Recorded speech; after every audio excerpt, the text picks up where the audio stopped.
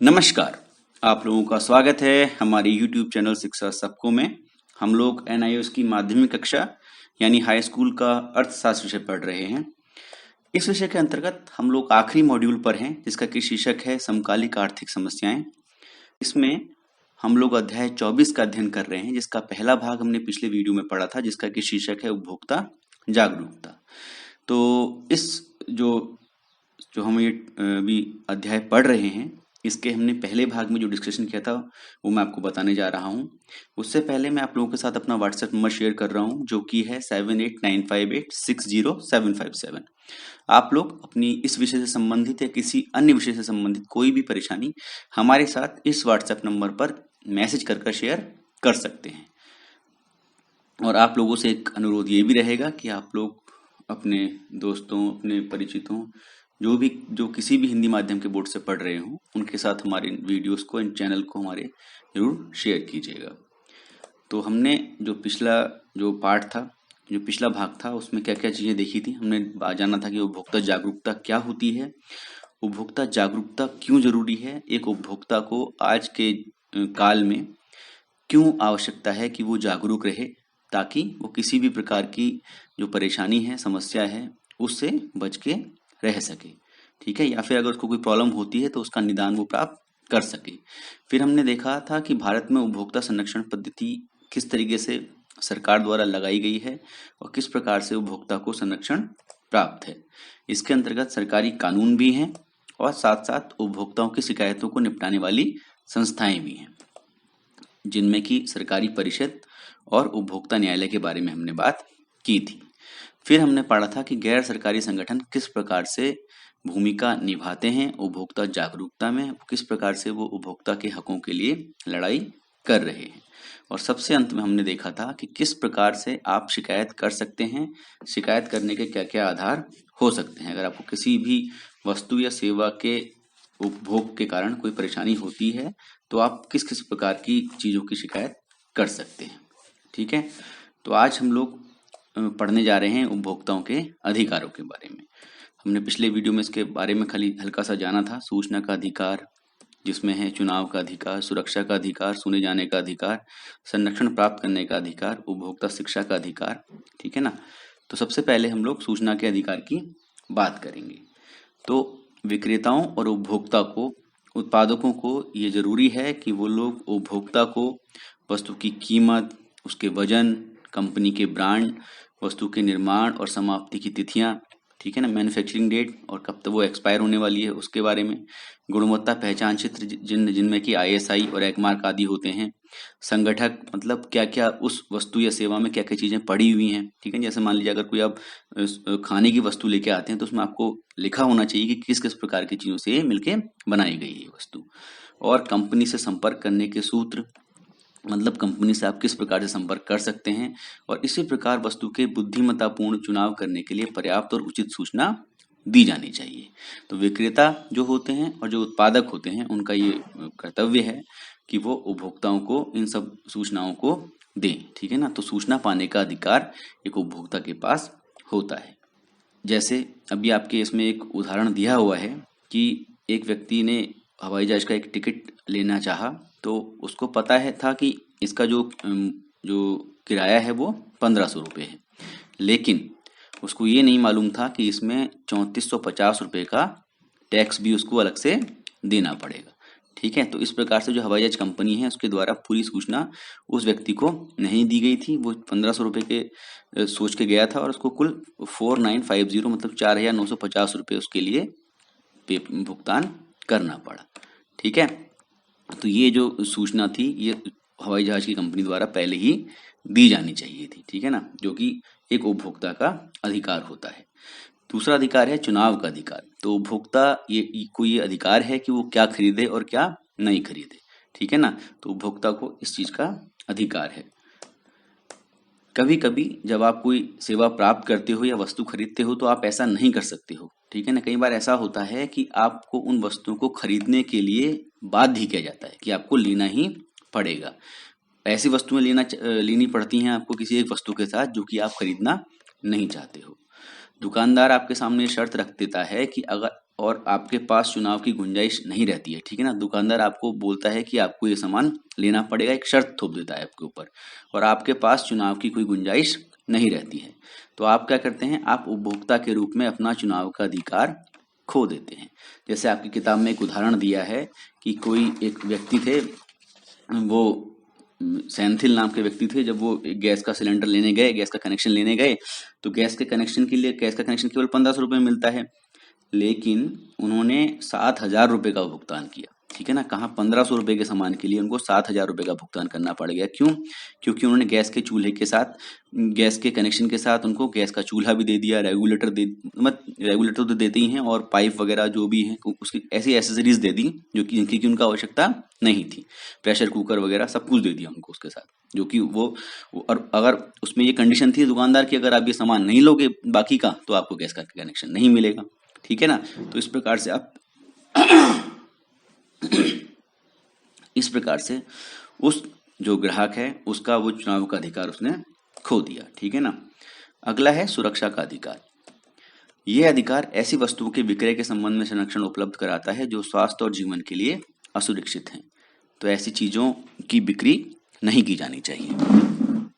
तो उपभोक्ता के पास ये अधिकार है कि वो ऐसी वस्तुओं के विक्रय से संरक्षित हो जाए, जैसे खाद्यों में मिलावट, दवाइयाँ, ऐसी दवाइयाँ जो कि दवाइयों में भी मिलावट हो जाती है, इलेक्ट्रॉनिक्स और ऐसी ही वस्तुएं, ठीक है ना। ऐसी फर्जी वस्तुएं, जाली वस्तुएं भी आती हैं जो कि सुरक्षित नहीं होती हैं, जैसे दवाइयों में भी ऐसा हो सकता है। इसके पश्चात है सुने जाने का अधिकार। तो सुने जाने का अधिकार क्या होता है? ये अधिकार ये सुनिश्चित करता है, ये पक्का करता है कि उपभोक्ता के हितों पर उचित अदालतों में ठीक प्रकार से ध्यान दिया जाएगा। तो जो अगर परेशानी लेके एक उपभोक्ता किसी अदालत के समक्ष जाएगा तो वो न्याय प्रदान करेंगी। यह अधिकार भारतीय उपभोक्ताओं को यह भी शक्ति प्रदान करता है कि वो दोषपूर्ण उत्पाद, जो खराब उत्पाद उसको मिले हैं, और गलती करने वाले उत्पादक कंपनी या विक्रेता के विपरीत निडरता से आवाज उठा सके, ठीक है ना। उसको डरने की आवश्यकता नहीं है, सुने जाने का अधिकार उसको ये शक्ति प्रदान करता है। अगला है संरक्षण प्राप्त करने का अधिकार। धोखाधड़ी, छल और किसी अन्य अन्याय जिसकी व्याख्या पहले ही की जा चुकी है, उसके विषय में अगर उपभोक्ता को अनुचित और शोषण करने वाली व्यापार नीति के कारण हानि होने पर, अगर उसको कोई नुकसान होता है इन सब चीजों के कारण, दुकानदार या उत्पादक के धोखाधड़ी, छल और ये किसी अन्य अन्याय के कारण उसको अगर हानि होती है, तो उसको मुआवजा मिलने का अधिकार, संरक्षण प्राप्त करने का अधिकार प्रदान करता है। तो संरक्षण अदालत जो होती हैं अपने हस्तक्षेप के द्वारा उपभोक्ताओं को न्याय दिलाने में सहायता कर सकती हैं, ठीक है ना। तो जो अदालतें हैं वो दखल देंगी और उपभोक्ताओं को न्याय दिलाने में सहयोग करेंगी। उपभोक्ता शिक्षा का अधिकार, तो इसके अंतर्गत क्या है? इसका तात्पर्य यह है कि उपभोक्ताओं की उन योजनाओं और सूचनाओं तक पहुंच होनी चाहिए जिससे कि वे खरीदने से पहले और बाद में बेहतर निर्णय ले सकें। मतलब ये है कि जो उपभोक्ता है, अगर वो किसी सामान को खरीदने जा रहा है तो उसके पास सारे ऐसे जरिए होने चाहिए, ऐसे माध्यम होने चाहिए कि वो उस वस्तु या सेवा के बारे में जानकारी प्राप्त कर पाए। तो उपभोक्ता को शिक्षा का अधिकार है, ठीक है ना।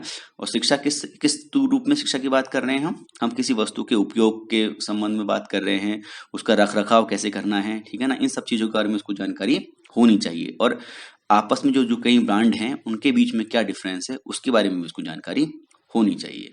उपभोक्ताओं के निर्देश और मार्गदर्शन सरकारी विभागों और गैर सरकारी संगठनों द्वारा जारी किए जाते हैं। तो इसमें कई सारे सरकारी विभाग, गैर सरकारी संगठन जो हैं वो हेल्प करते हैं उपभोक्ता को शिक्षा प्रदान करने में, ठीक है ना। और साथ साथ कुछ सरकारी संस्थाएं ऐसी हैं जो कि व्यापार चिन्ह और लोगो चिन्ह जारी करती हैं, जिससे कि एक व्यक्ति किसी भी वस्तु की गुणवत्ता या सेवा की गुणवत्ता के बारे में जानकारी प्राप्त कर सकता है। जैसे ये BIS हॉलमार्क होता है, जो सोने के बने हुए जेवर हैं उन पर ये लगाया जाता है। इससे सोने की शुद्धता एक व्यक्ति माप सकता है कि अगर ये निशान लगा है, उसके साथ पे एक नंबर होता है पर्टिकुलर, उस नंबर के हिसाब से पता चलता है कि कितना शुद्ध ये सोना वो खरीद रहा है। ऐसे ही ये जो एग मार्क का निशान होता है, ये होता है खाने पीने की वस्तु में लगा होता है, ठीक है ना। इसका लगा होना ये दर्शाता है कि जो खाने पीने का सामान है ये शुद्ध है, इसको आदमी खा सकता है, इससे कोई इसको हानि नहीं होगी। और ये जो ISI का मार्क होता है, ये जो टिकाऊ वस्तुएं होती हैं, जैसे कुकर हो गया या आप कुछ और बिजली का सामान लेते हैं, उन पर ये ISI मार्क लगा रहता है। ये दिखाता है कि ये जो जिसका निर्माण हुआ है और जो ये जो यंत्र आप खरीद रहे हैं ये सही है, ठीक है ना, मानक के अनुसार ये ठीक है, इसको आप उपयोग कर सकते हैं बिना किसी डर के, ठीक है। इसके पश्चात है जो हमने अभी बात करी अधिकारों की। जो अधिकार होते हैं उनके साथ साथ कुछ उत्तरदायित्व भी आते हैं। तो उपभोक्ताओं के क्या उत्तरदायित्व हैं? सबसे पहला है विज्ञापनों से व्यवहार करना, गुणवत्ता प्रमाणित उत्पाद खरीदना, खरीद के बिल की मांग करना, हरित उपभोक्ता होना और उपभोक्ता प्रबंधकों के रूप में। तो कैसे एक एक करके देखते हैं। विज्ञापनों से व्यवहार करना। विज्ञापन क्या होता है? हमारे जीवन के अभिन्न अंग बन चुके हैं, यदि हम उनसे बचना चाहें तो भी बच नहीं सकते हैं। तो कई बार ऐसे बरगलाने वाले विज्ञापन आते हैं जिनके के चक्कर में जो उपभोक्ता होते हैं वो गलत सामान का चयन कर बैठते हैं, ठीक है ना। तो कंपनियां अपने उत्पादों को मन लुभाने वाले दृश्य दिखाकर और सुनाकर केवल उन भागों को दिखाकर जो आंखों को चकाचौंध करते हैं और दूसरी मुख्य सूचनाओं को छुपाकर बेचना चाहती हैं, ठीक है ना। तो वो अपने प्रोडक्ट की कभी आपको खामी नहीं बताएंगे, वो सिर्फ आपको उसकी लाभ बताएंगे कि कितना अच्छा हमारा प्रोडक्ट है, ठीक है ना। तो इससे आपको क्या होना चाहिए? उपभोक्ताओं को ऐसे धोखे के विज्ञापनों से सावधान रहने की आवश्यकता है। उनको अपना दिमाग लगाकर अच्छी चीज का चुनाव करना चाहिए। अगला है गुणवत्ता प्रमाणित उत्पाद खरीदना। अब दूसरी जिम्मेदारी उपभोक्ताओं की ये है कि वो ऐसे प्रोडक्ट खरीदें, ऐसी वस्तुएं खरीदें जो कि गुणवत्ता प्रमाणित हो, जिनमें कि लोगो लगा हो, चिन्ह लगा हो, या फिर किसी भी तरीके से वो उसकी गुणवत्ता को जांचना उनको अवश्य है। ऐसे बहुत से उत्पाद हैं जो प्रमाणित एजेंसियों द्वारा अच्छी गुणवत्ता और उपभोग में सुरक्षित होने के लिए प्रमाणित किए जाते हैं। जैसे हमने भी BIS की बात की थी, हमने ISI की बात की थी, हमने एगमार्क की बात की थी। उदाहरण के लिए भारतीय मानक संस्थान यानी कि ISI इन बहुत सी उपभोक्ता वस्तुओं की गुणवत्ता की जांच करता है, जो हमने भी बात की थी। यह है ISI का लोगो। बहुत से खाद्य उत्पादों के लिए गुणवत्ता को सुनिश्चित करने के लिए एगमार्क की मोहर लगाई जाती है। जो खाने पीने के सामान है उसमें एगमार्क की मोहर लगती है, ठीक है ना। ये भी मैंने आपको भी दिखाई थी। तो आदमी को ये कोशिश करनी चाहिए कि वो इन जो चिन्ह हैं इनकी लगी हुई वस्तुएं ही खरीदे, मतलब गुणवत्ता प्रमाणित उत्पाद उसको खरीदने चाहिए। खाद्य उत्पाद और दवाइयां जब वो खरीदता है, खाने पीने के सामान खरीदता है, दवाइयां खरीदता है, तो उसको जरूर एक्सपायरी डेट देखनी चाहिए, मतलब समाप्ति की तिथि देखनी चाहिए, ठीक है।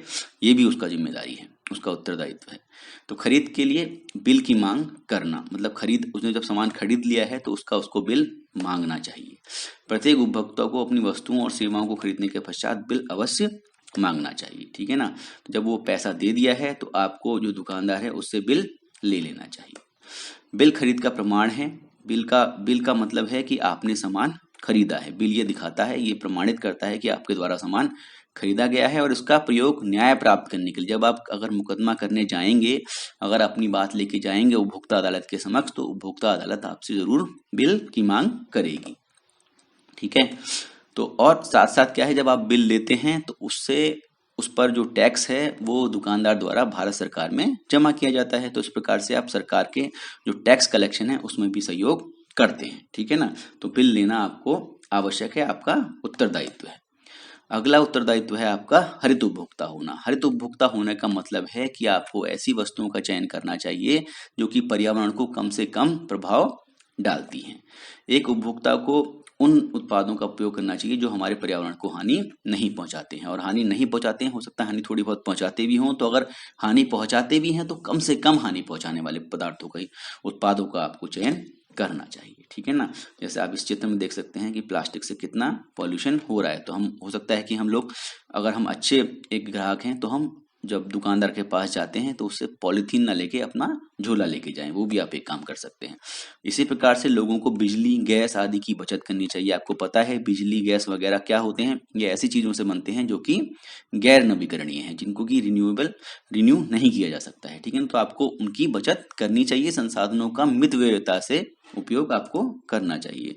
उपभोक्ता कस्बों और शहरों में मोटर गाड़ी प्रदूषण के लिए भी उत्तरदायी होते हैं, तो उनका ये फर्ज है कि वो कम से कम मोटर गाड़ी का उपयोग करें ताकि प्रदूषण ना फैले। इसके पश्चात है उपभोक्ता प्रबंधकों के रूप में। प्रबंधक का मतलब होता है जो प्रबंध करता है, जो मैनेज करता है चीजों को।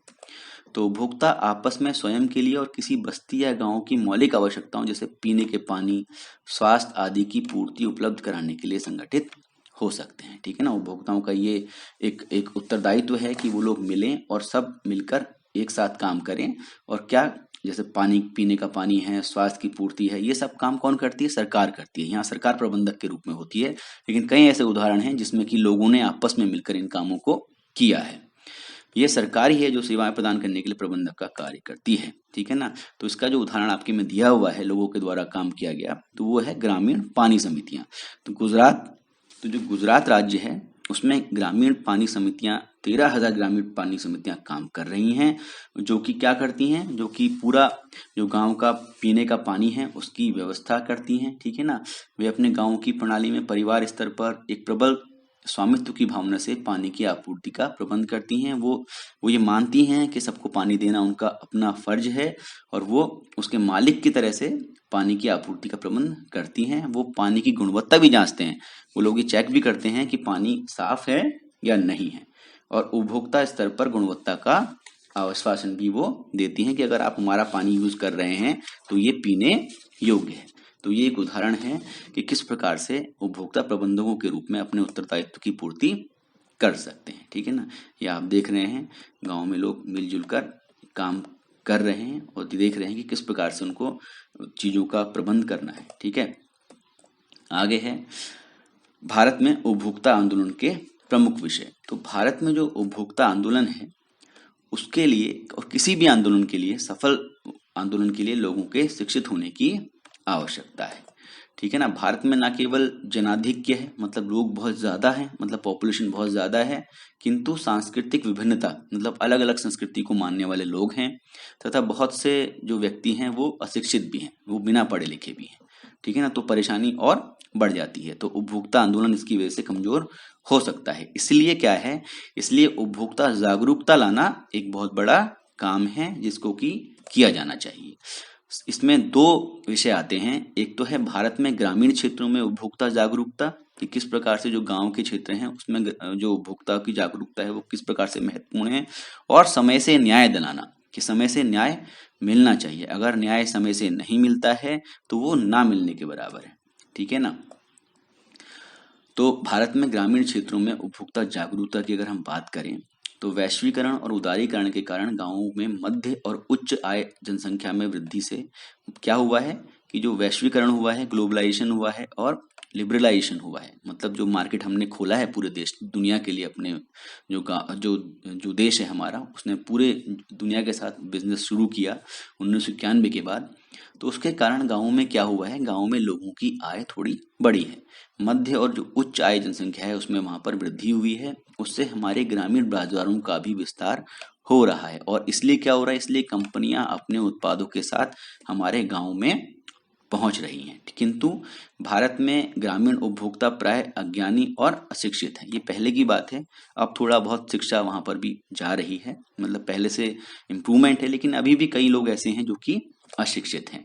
इसलिए जो निर्माता हैं, जो प्रोड्यूसर्स हैं, जो व्यापारी हैं और जो सेवा प्रदान कर रहे हैं, जो सर्विस प्रोवाइडर हैं, उनके द्वारा उनका शोषण किया जाना संभव है। वो लोग उनका शोषण किया जाता है, मतलब अब ये तो कह रहे हैं कि किया जाता है, तो इसका मतलब यही है कि पॉसिबिलिटी यही है कि वो लोग उनका शोषण कर रहे हो, ठीक है ना।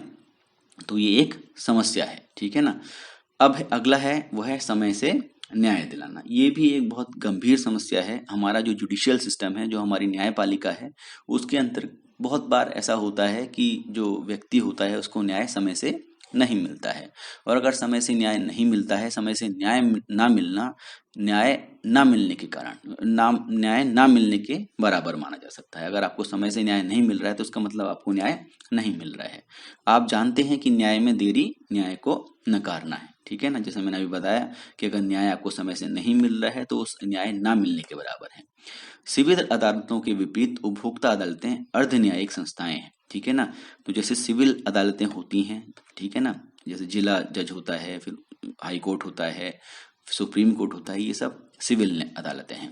इनके विपरीत जो उपभोक्ता अदालतें होती हैं वो अर्ध न्यायिक संस्थाएं होती हैं। ये फुल इनको ये क्वासी जुडिशियल होती हैं, ठीक है ना, जिन्हें शिकायतों के शीघ्र निपटान की एक सरल एवं संक्षिप्त प्रक्रिया अपनाने की आवश्यकता है। तो जरूरी है कि ये सरल प्रक्रिया अपनाएं और छोटी प्रक्रिया अपनाएं, ताकि जो केस है उनका निपटारा जल्दी से जल्दी हो सके, जो शिकायतें हैं वो जल्दी से जल्दी सुनी जा सके और उन पर निर्णय लिया जा सके। परंतु बार बार स्थगन का मतलब होता है रोक देना, ठीक है ना। स्थगन का मतलब होता है स्टे, ठीक है ना, चीज को रोक देना। जैसे अगर आपने केस लगाया और दूसरा पार्टी जाके जो जो व्यापारी है वो जाके स्टे ले आया, तो क्या होगा, उससे जो आपकी जो कार्रवाई है वो रुक जाएगी, वो न्यायालय द्वारा रोक दी जाती है। तो ये क्या है, बार बार स्थगन जो होता है। और साथ साथ इसका एक और रीजन है, राज्य सरकारों की ओर से जजों को के पदों को भरने में देरी, ये भी एक कारण है। और अनावश्यक तकनीकियां उपभोक्ता को न्याय की प्रक्रिया को धीमा कर सकती हैं। तो ये चीजें ऐसी हैं जिसकी वजह से कि जो उपभोक्ता अदालतें हैं उनके द्वारा न्याय देने में देरी हो सकती है। और देरियां क्या होती हैं, आमतौर पर कानून के तत्व को समाप्त कर देती हैं। जैसे कि हमने पहले भी पढ़ा कि न्याय में देरी न्याय को नकारना है, ठीक है। तो अभी आपके उसमें एक एग्जाम्पल दिया हुआ है कि कुछ किसान थे, उनको गलत बीज मिला, तो उसके विरुद्ध उन्होंने जो बीज बनाने वाली कंपनी थी उसके खिलाफ मुकदमा किया सन 1993 में, ठीक है ना। 130 किसान ऐसे थे जिन्होंने की मुकदमा किया, और उन 130 किसानों के ने जब सामूहिक कार्यवाही के लिए मुआवजा का जो मुकदमा किया था, वो मुकदमा जीत तो गए, लेकिन उस मुकदमे को चलते चलते निर्णय आने में 14 साल लग गए, ठीक है ना। और इन 14 साल में जो 130 किसान थे उसमें से 10 किसान मर गए, ठीक है ना। तो क्या हुआ, ये बहुत कितना लेट हुआ चीजें, ठीक है ना। तो ये जो देरी है इसका मतलब क्या है, वो जो 10 किसान मर गए उनको तो न्याय मिल ही नहीं पाया, ठीक है ना। तो सरकार ने इस समस्या से को दूर करने के लिए 2003 में उपभोक्ता संरक्षण अधिनियम जो है उसमें ऐसी देरियों को समाप्त करने के लिए संशोधन किया, जिसके अनुसार उपभोक्ता अदालतें कोई भी स्थगन नहीं दे सकती, ठीक है ना। मतलब जो उपभोक्ता अदालतें हैं वो स्टे नहीं दे सकती, और अगर उनको स्टे देना भी है, अगर कुछ ऐसे कारण हो सकते हैं, अगर विशेष परिस्थितियां जहां ये करना पड़ जाता है, तो अदालत को लिखित रूप में इसका कारण देना पड़ता है और उसे उचित सिद्ध करना पड़ता है, ठीक है ना। तो उनको इसका कारण रिटर्न में देना पड़ता है और ये भी साबित करना पड़ता है कि हमने ठीक किया है, ठीक है ना।